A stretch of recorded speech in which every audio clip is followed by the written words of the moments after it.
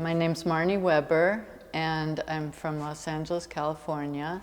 I'm an artist, and that encompasses, for me, many different mediums: collage, film, music, costuming, and sculpture.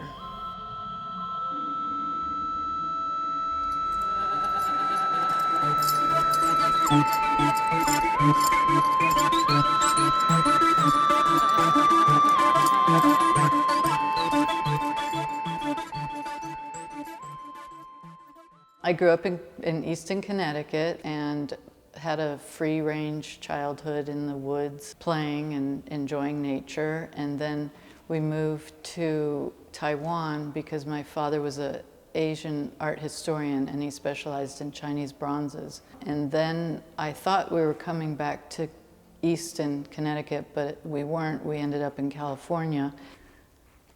So we were living in Manhattan Beach, California. My father was teaching at USC. My father took me to LA County Museum to see the Keenholtz backseat Dodge. And so we got to the museum, and there was a long line to see it. And I thought, at the time, even then, it was kind of interesting that people would be lining up to see a piece of art. I then, as a teenager, began to go to a lot of rock concerts. I was especially interested in the theatrical ones where people would dress up in costumes, like Bowie and Black Sabbath, Pink Floyd, King Crimson. And somehow in my mind, I connected waiting to see a piece of art with waiting in line to see rock bands. And I tucked that knowledge away and went from going to school at USC to wanting to go study with Chris Burden at UCLA, and also assemblage with George Herms and Alexis Smith. Then over time, as I was playing in a band, and we got rather successful and put out some records and toured. And then the band broke up in the mid-'80s, and I wanted to do solo performance art, utilizing music and theatrical costuming. And so I started to dress as different characters.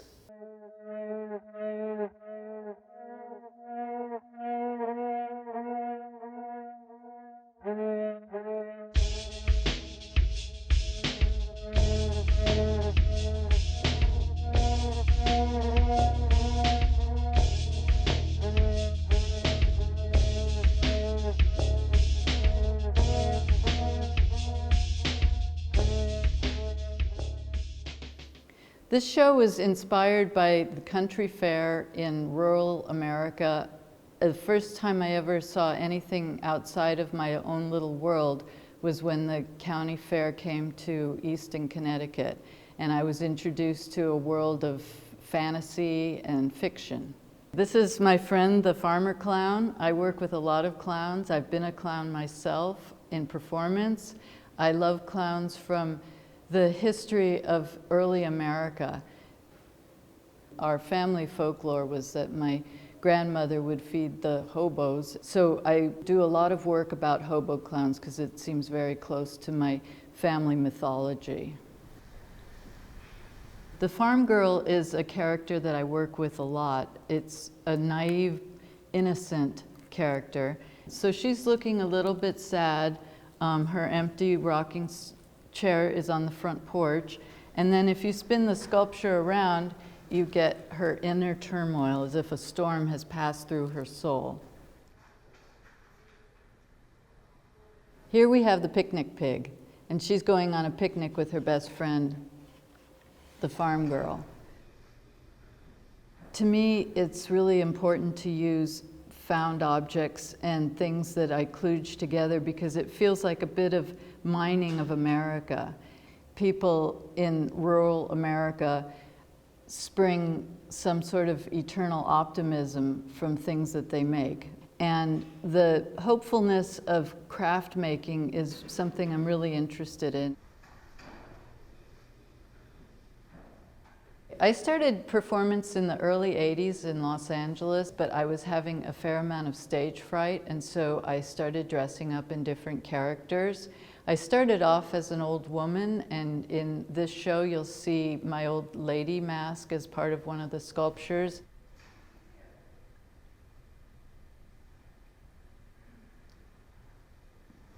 And it was a fun time to be a performance artist in the 80s, and it really translated into the rest of my work and still does today. I like that paradox between something scary and something fun and something creepy and something pleasant. What I want the audience to achieve is an emotional response to a time that really didn't exist, or a feeling of comfort, but it's a twisted comfort, as if you're opening up the doors to the subconscious, where the subconscious has a playland and a dreamscape.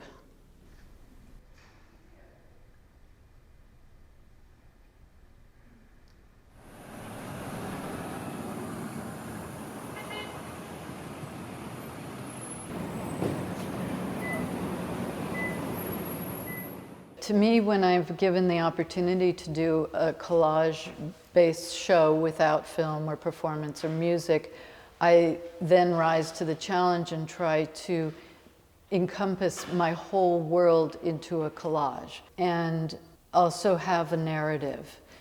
And with the works in this show, I've been working with the time period of the spiritualism movement in America, where women were given their voice on stage for the first time as performers. Within each collage there'll be different symbolisms that you would see. The moths are a really important symbol to me because they symbolize death and transformation. And they also go towards the light. Moths always head towards the light. So it's the rich in symbolism. And I try to work a lot of symbolism into my work. After I moved through that phase, I decided I would investigate being raised by parents of the Depression era. I think the Depression was really prevalent in the psychology of the family. So I wanted to sort of explore that and to figure out the Depression era and how it affected my life. In the collages, you'll see all the girls are wearing the 70s Sears catalog costuming. It looks like costuming to me, which is what I wore because my mother would buy our clothes from Sears catalogs. The girls wear witches' masks because in order to survive, you almost do have to transform and become like super powerful witches.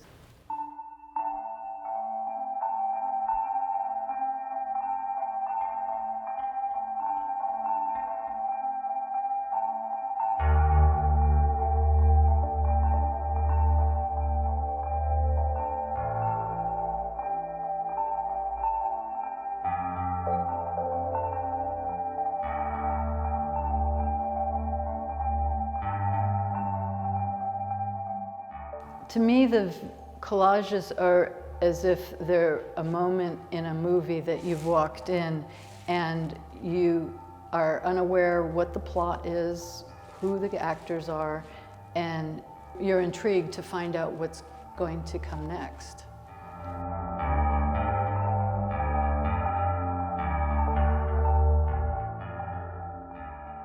I like to feel as if there's always a hopeful counterpart to darkness, and since in my work I deal with so much darkness and death, that the hope becomes the magic. I feel as if I have my audience that is attracted to my work the most are people who have felt marginalized in a way, or sort of outsiders. A lot of women really love my work because all the characters are women. But I also feel like the general weirdo is really attracted to it because I feel I'm a general weirdo. And I'm really happy if someone says to me, I really like your work because it's creepy and hopeful.